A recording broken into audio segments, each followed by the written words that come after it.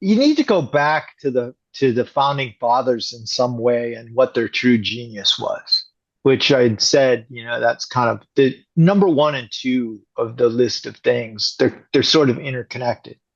So if you think about the time up until the founding fathers, bunch of guys, because that's what it was, gathered in Philadelphia, power always is adjudicated some way. I mean, I would assume since man was living in caves, right? Somebody held power and somebody didn't. It's a very zero sum proposition. You either have power or you don't.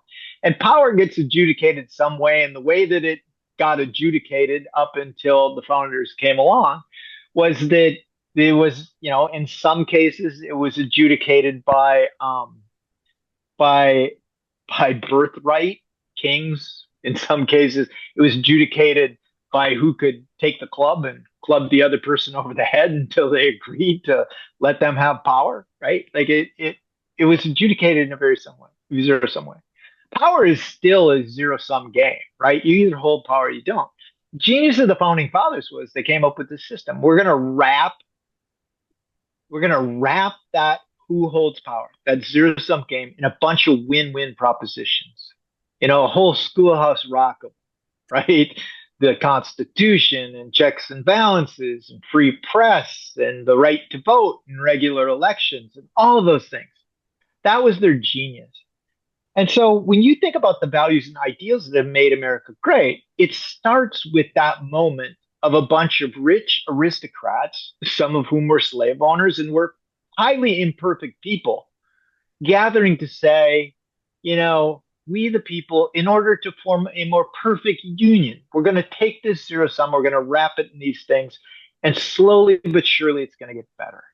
And then you had people in France and other places that took this on and said, yep, that's a lot better than what we got. Let's, do what we have to do to get it. But the other things, when you start traveling the world, there's a lot of goodwill that was built up because, in many ways, we've been imperfect as a union on so many occasions, there's also moments where we've risen to the occasion. And if you think of, what happened after World War II was that zero sum had led to two global conflicts, and that people in power from that zero sum and the countries that we occupied after World War II, we said, we're not going to occupy you, which every other nation, conquering nation, had basically done throughout the history of mankind.